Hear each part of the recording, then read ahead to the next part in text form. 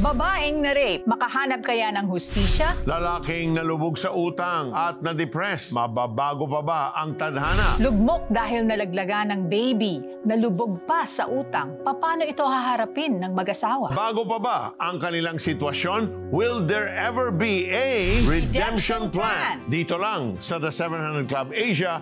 Susunod na.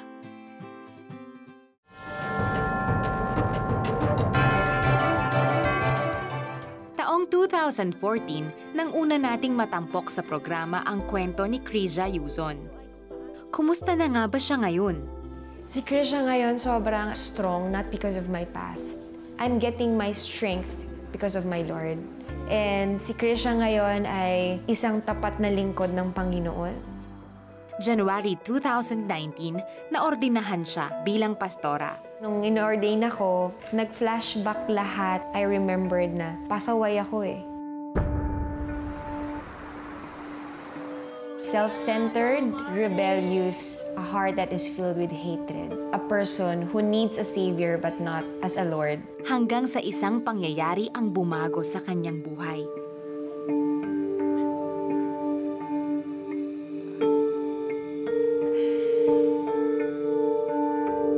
January 29, 2011, I was sexually abused. I was drugged. Ginusto niyang tapusin ang kanyang buhay, ngunit hindi umepekto ang mga gamot sa kanya. Sa halip, nagkaroon siya ng bagong buhay nang muli niyang makatagpo ang Panginoon. That time, I told the Lord that I need Him not just as my Savior, but also as my Lord. Nagsampa siya ng rape case laban sa lalaking gumahasa sa kanya at sa hindi inaasahang pagkakataon, nangusap sa kanya ang Panginoon na patawarin ang naturang lalaki. At sa pagsunod niya, nakaramdam siya ng kapayapaan at tuluyan niya itong napatawad. Sa hindi maipaliwanag na dahilan, naengganyo siyang bumili ng singsing. Ito pala ang sisimbolo ng isang himala sa kanyang buhay, ang pagkakabalik ng kanyang kadalisayan o purity. Dahil sa dami ng bumabagabag sa kanya, siya ay humingi ng panalangin. Ito yung prayer niya sa akin. If Jesus can make the lame walk, the dead rise, the blind see, Jesus will also restore your purity. Jesus was reminding me that you are now made clean. You are now pure. Your scarlet stains is now turned into white as snow. Gayunpaman, laking gulat niya nang bumaliktad ang kaso. January 29, 2012, na-reject yung pag-appeal ko. Dahil sa Sharia law na pinatutupad sa Dubai, isang batas na mahigpit na ipinagbabawal ang pagsasama ng dalawang taong hindi kasal, nagsampa ang kabilang kampo ng boyfriend case. Sinubukan niyang takasan ang batas. Nagtago siya, pero patuloy na sinasabi sa kanya ng Diyos na sumuko sa mga otoridad. January 29, 2013, I surrendered sa Supreme Court and dinala na ako sa Al-Awir Central Jail. Best thing that happened to me when I was in prison. Doon ko actually nakuha yung calling ko. Ginamit ni Krisia ang pagkakataong ito upang ibahagi si Jesus sa mga kasamahan niya sa kulungan. So when I was in prison cell, hindi ko na kailangan pumunta ng Russia, hindi ko na kailangan pumunta ng United States of America, ng China, for me to preach the gospel. Kasi sa loob ng selda namin, I have 16 nationalities na nandun. And me preaching the gospel and being like a prophet and a God's messenger to these people. At matapos ang 6 na buwang pagkakakulong, nakalaya siya at pinabalik sa Pilipinas. January 29, 2014, I had my shooting sa 700 Club and God allowed me to testify this. Dito, naglakas loob siyang sabihin sa kanyang ama ang lihim na itinago niya sa loob ng 3 taon. Nalulungkot ako nang nangyari sa kanya. Noong ko lang nalaman na nangyari sa kanya. Sabi ko kasi sa kanya, Daddy, sorry kasi ko sinabi sa'yo for 3 years. Ang sabi niya, ako yung dapat mag-sorry kasi hindi kita naprotektahan bilang ama mo. Mas masarap palang pakinggan ang sorry kesa sa I love you. Kasi ang sorry ibig sabihin, sobrang mahal ka niya and sobrang pinaparamdam niya sa'yo na hindi niya sinasadyang masaktan ka. Ang tagpong iyon ang naging daan upang unti-unting maayos ang kanilang relasyon. January 29, 2015. Nagising ako noon at 3 a.m. God was just telling me, I love you. God was just telling me, I'm proud of you. Lahat ng affirmation. Sa pananatili niya sa Pilipinas, lalong naging mas malinaw ang panawagan sa kanya ng Diyos kung saan hinikayat siyang pumasok sa Bible School. Sa kanyang pagsunod, isang sorpresa pala ang inihanda sa kanya ng Panginoon. Nung binabasa ko na siya, umiiyak ako kasi po ang nabasa ko doon, student ID number is 03417, wherein the Lord reminded me when I was in prison, sabi niya, anak, I'm gonna turn things around for you. Why? My case number was 03471. So may nagbago doon sa huling number, 71 and 17. Habang siya'y nag-aaral, naglilingkod din siya sa prison ministry para ihayag ang pag-ibig ng Diyos. January 29, 2016, nag-celebrate ako ng birthday ko sa BJMP Imo. God really healed me from my past. Every time napapasok ako ng kulungan, sobrang joyful lang ako na, Lord, gagamitin mo naman ako sa mga taong nakakulong. January 29, 2017, God is just reminding me not to give up kasi that year I'll be graduating in Bachelor of Theology. Very significant ako sa mga numbers. Sabi ko, Lord, lahat 29, no? And I marked that date, January 29, as my victory day. At matapos ang 4 na taong pag-aaral, nakapagtapos siya sa kursong Bachelor in Theology, Major in Pastoring. Hanggang sa tuluyan na siyang itinalaga bilang isang pastora. I never thought or dreamt of being a pastor. But indeed, God calls those who are called, not just the qualified, but the called who are willing to follow Him with all their hearts. Ang pinaka-focus ko is to raise more leaders, heal every youth from their brokenness, and I just allow the Lord for them to discover their real identity in Christ. At kamakailan lang, naimbitahan siya sa Court of Appeals sa Pilipinas hindi bilang isang biktima o taong hahatulan, kundi bilang isang mensahero ng Panginoon. The Spirit of the Lord is upon me and He's anointed me to preach the good news to the poor, to bind the brokenhearted, to release the captives free, release prisoners in darkness, and to proclaim the Lords of the Year favor. Hindi naman nawawaglit sa puso ni Krisia ang kagustuhang muling makita ang taong naging parte ng kanyang nakaraan upang ipakilala sa kanya si Jesus. I kept running this race simply because Jesus did not give up on me. Lord, I just want to run the race with you and for you. Wow, Peter, wala talagang nasasayang sa ating mga pinagdadaanan when we surrender it to the Lord. Imagine if you were in jail, isipin mo na, sayang na sayang tong panahong to. Baliktad yata itong nangyari. Diba? Pero what happened was, God used her time there, to minister to other people there. Imagine 16 nationalities.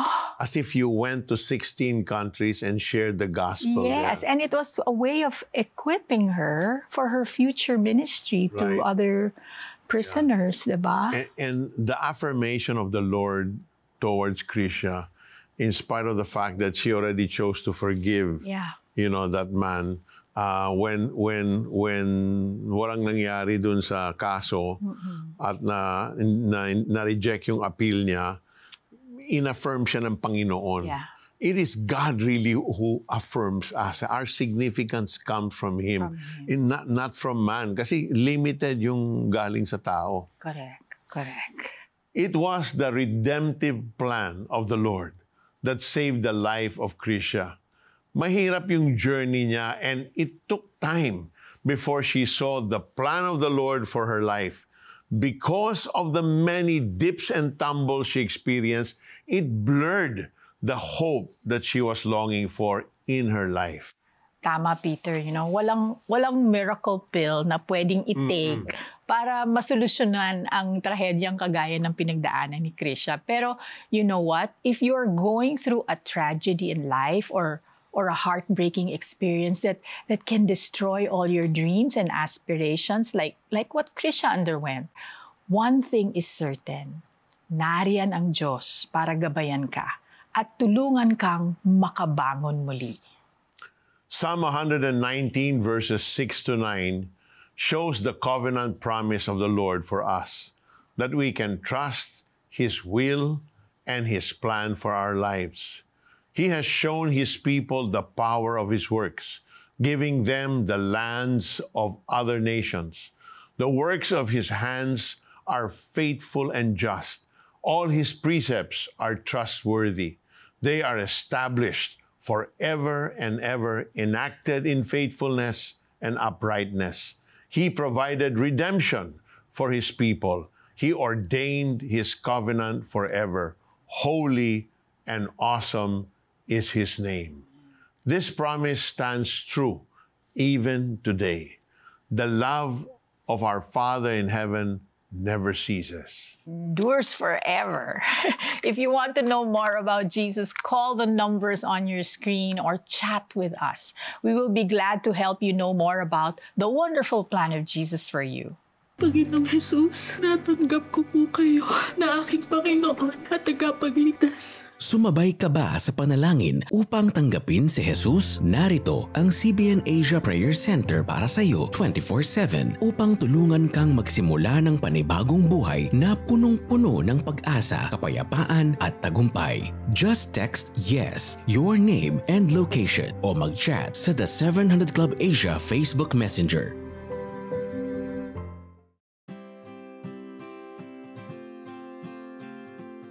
Ang inakala ni Dan na magpapaginhawa sa takbo ng buhay niya, ang siya palang magpapahirap sa kanya. Nalubog sa utang si Dan dahil sa motorsiklong kanyang hinuhulugan. Hindi ko kasi naisip na di magkakasya yung sahod ko talaga. Kumbaga, nagsimula sa maliit na utang hanggang sa lumaki. Hello? Hello, anak. Mama. Anak, pasensya na. Kailangan na kasi natin ang pampagawa ng bahay. Tapos yung kapatid mo wala pang tuition. Kailan ka ba magpapadala dito, anak? May kailangan na ba talaga ngayon yan? Alam mo naman, ang hirap-hirap ng buhay dito sa probinsya. Okay, sige ma. Magpapadala ako. Dan, nakabili na kami ng pagkain. Kumain ka na. Sige, busog pa ako. Hindi na ako kumakain. Namayat ako sa sobrang tipid kasi nga dami kong babayaran. Tapos ang dami ko pang utang. Kaya sabi ko, ang sakit sa ulo, gusto ko na makalaya sa pagkakautang na to. Paano kaya to? Minsan, ano ba solusyon? Umabot sa kawalan ng pag-asa ang hinarap na hamon. Lord, kung talagang mahal mo ako, bakit mo ako pinabayaan? Bakit ganito ang buhay ko? Hindi ka naman totoo eh. Bakit niyo ako hinahaya maging ganito? Hirap na ako. Kaya kung pwede lang, tapusin niyo na to. Kung hindi, ako tatapos. Ganun sinabi ko ng mga moment na yon. Kaya yung motor na kinuha ko, pinaharurot ko ng pinaharurot. Kung mabanggaman ako dyan, okay na sa akin kasi tapos na problema ko. Naudlot ang tangkang pagpapakamatay ni Dan. Sa mga panahong iyon, nakapanood siya ng The 700 Club Asia. Totoo ba yan, yung 700 Club Asia na baka naman kasi scripted lang yan. Kasi may mga kasamahan ako sa boarding house na tinatanong, totoo ba yan, Brad? Pero nung time na yun na sobra na ako nahihirapan, siguro nagkataon na mag-isa lang ako sa kwarto. Nag-pray si Pastor Alex na regarding sa mga nakaka-experience ng struggle pagdating sa financial. Sabi ko, Lord, ako po yun. Ako po yung kapos na kapos sa kapirahan. Sabi ko, Lord, bigyan niyo mo ako ng freedom. Kung paano niyo po binago ang buhay ng mga tao na nanonood dito. Sana po, Lord, ako baguhin niyo rin po para po ma-experience ko naman po yung kaginawaan ng buhay. Makalipas ang ilang linggo, pumunta si Dan sa isang Kristiyanong simbahan. Unang tapa ko pa lang doon sa church na yon, umiyak na ako. Sabi ko, Lord, ako nga to. Kailangan ko na pong isurrender at ang sarili ko sa inyo. Lord, patawarin niyo po ako. Andito na po ako ngayon. Kayo na po bahala sa akin. Kasabay ng pagsuko ni Dan ng kanyang buhay sa Panginoon, isinuko niya na rin ang kanyang motorsiklong hindi niya na mabayaran. Simula noon, unti-unting nagbago ang kanyang buhay. Siya ay nagkaroon ng bagong trabaho. Nagpasya si Dan na unahin ang Panginoon sa kanyang buhay. God is very faithful. Nasa atin na lang kung maniniwala tayo kay Lord o hindi. Pero si Lord, whatever decision na ginagawa natin, ano man yung pinagdadaanan natin, lagi niya sinasabi sa atin na nandito lang ako. So Sa 700 Club Asia, tinuturoan tayo ng maging faithful kay Lord at bumalik sa pananampalataya. Ginamit niya itong palabas na ito para ipakita sa buong mundo na si Lord ay buhay. Talaga, thank you, Dan, for that wonderful testimony. Talaga, when you test the Lord and when you ask the Lord, Lord, I don't know if what I'm watching is true, but what you did for Him, I need that too in my life. And then from that moment, talagang he believed, and because he believed, he put his trust in God, and slowly, the Lord ordered his steps, pati yung job niya na naging mas maganda. Binago din ni Lord yung kanyang priorities. Yes. Inuna niya ang Panginoon. Yes, there's a transformation inside, diba? Tapos yung life ang sumusunod. Pero I also want to believe that Dan must be thankful. Yes. For what he went through. Yes. Kasi kung hindi niya pinagdaanan yon, hindi niya makikilala ang Panginoon, 'di ba? So talagang may purpose si God sa mga pinagdadaanan natin. That's so true. Hindi talaga natin alam kung ano ang mangyayari bukas, no? Like Dan Carlo, we may be doing good today and then find ourselves in a deep slump, no? And you are asking yourself, paano na lang ako, no? Paano na lamang ang kinabukasan ko? Even if you have hit a brick wall or you're at a dead end, walang dead end sa ating Panginoong Jesus. He can redirect you and make your path straight. Although there is a process that we have to go through. God is faithful to carry us through. This verse may be familiar to you, but let's read it again and reflect on it.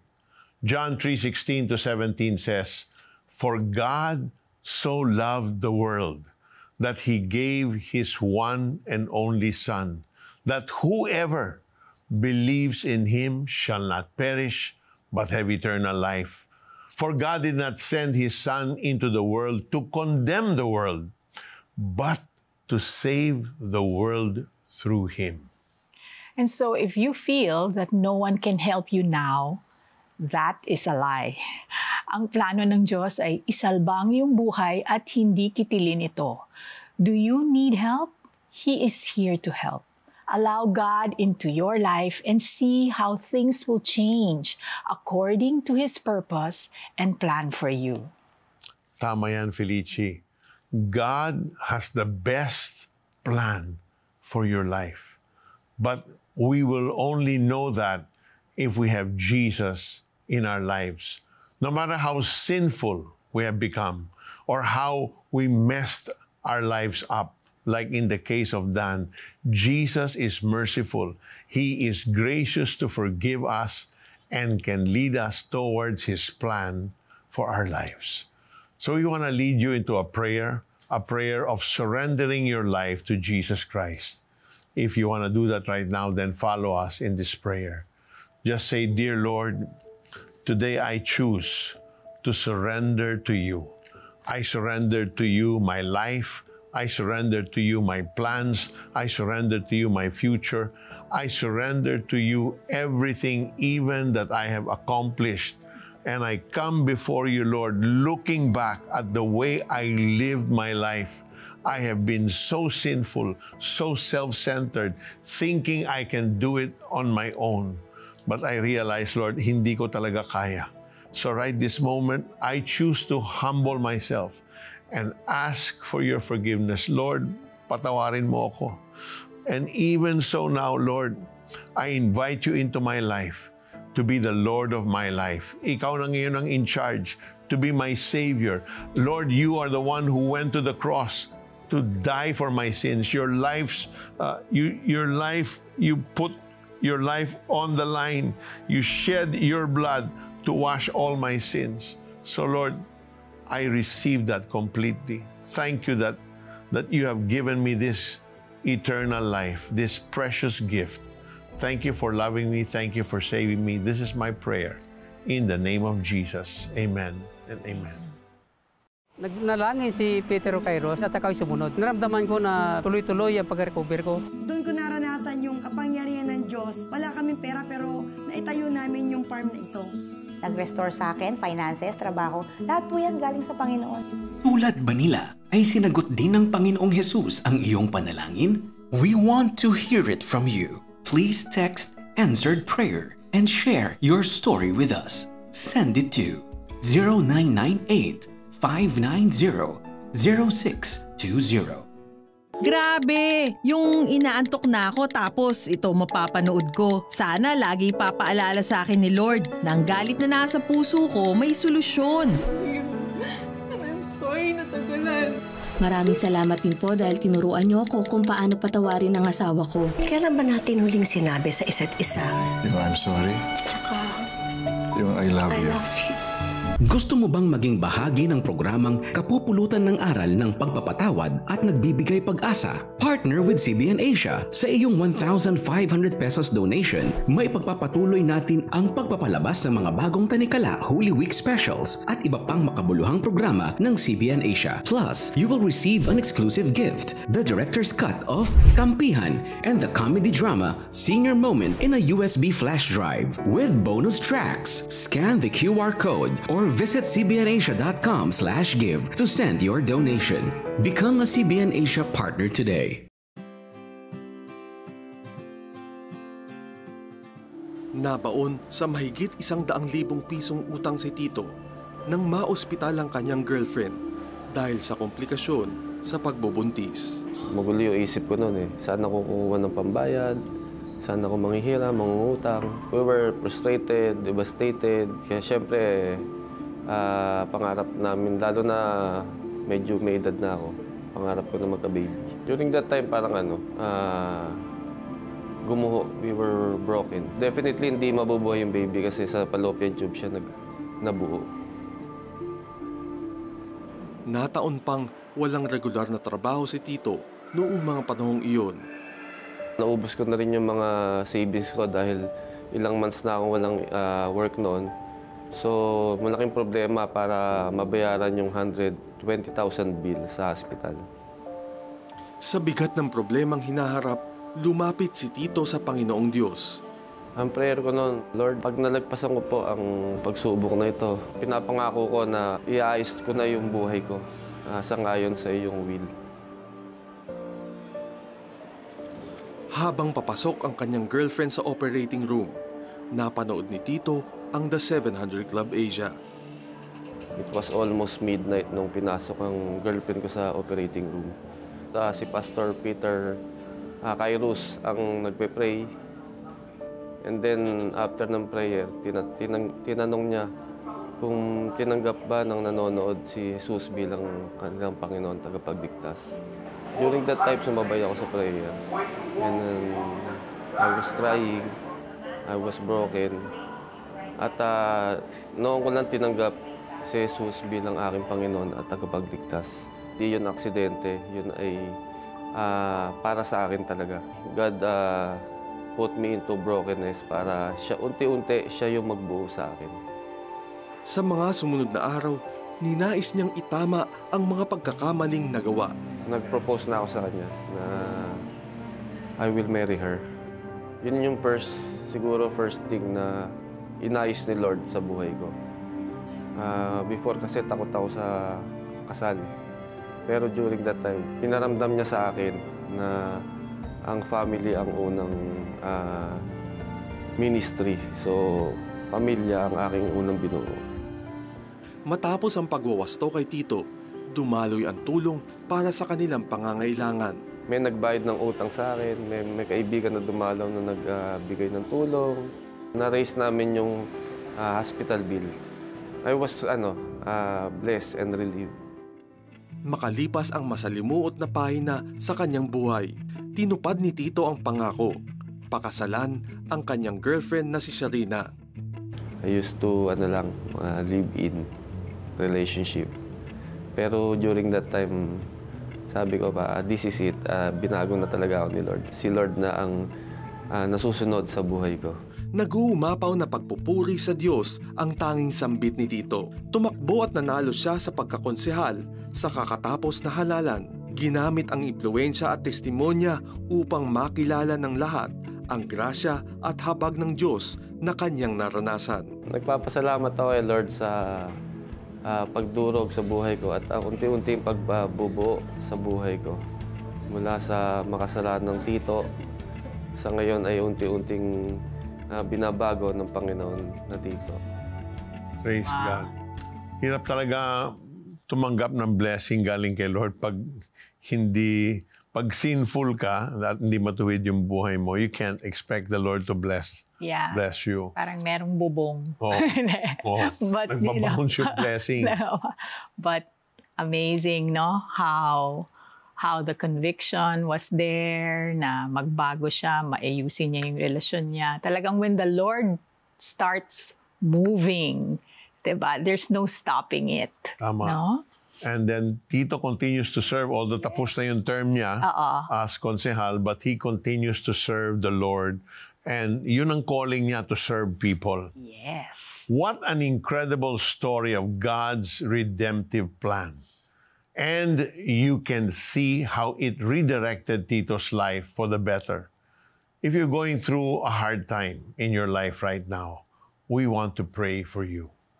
Felici, would you pray for those who are maybe in a similar struggle at yung mga meron din mga iba't ibang karamdaman? Sige, manalangin tayo. Father God, you are our way maker. Ikaw, Panginoon, ang nakakagawa ng paraan. When we don't have, Lord, hope, you are the one who gives hope. You are the one who makes a way where there is none. And so right now, Father, we come to you, Lord. Father, there are those watching us right now who are in debt. Malaki ang inyong pagkakautang, magulo ang inyong kaperahan. The Lord is saying that He can give you the guidance and the grace. But first things first, isuko nyo ang buhay nyo sa Kanya and He will guide you. Receive this wisdom right now. Babaguhin niya ang inyong pag-manage ng inyong kaperahan. Just surrender your lives to Him right now. And you may also call our prayer center for guidance. Meron ding mga nanunood na meron silang mga karamdaman. There is someone who has uterine cancer. The Lord is healing that right now in the name of Jesus. There's also someone who has a back problem. Matagal mo nang iniinda yan. The Lord is touching that spinal column. The Lord is touching the area where it hurts, and the Lord is healing you right now. Receive it in the name of Jesus. There's also someone who has a migraine. The Lord is touching it right now, blowing away that pain. Receive your healing in the name of Jesus. Thank you, Father. There's someone baon ka sa utang and you've been trying to sell a piece of property for quite some time and yet there's always hitches. Sa akala mo matutuloy na and then magkakaroon ng problema, hindi naman matutuloy. But the Lord is now opening the door. He's blocking every hindrance for you to receive that blessing, and you will receive that blessing, kapatid. Receive that by faith and thank Him now in the name of Jesus. Amen. We hope that this episode has inspired you and given you hope and purpose in life. Let me leave you with this verse in the Bible that tells us how unwavering God's love is for you and for me. For you know that it was not with perishable things such as silver or gold that you were redeemed from the empty way of life handed down to you from your ancestors, but with the precious blood of Christ, a lamb without blemish or defect. 1 Peter 1:18 and 19. Amen. Do not lose hope, for there is a God who loves you, and His will for you is to have a bright future. Thank you all for watching. Join us again next week for another inspiring, hope-filled episode. God bless you more and more.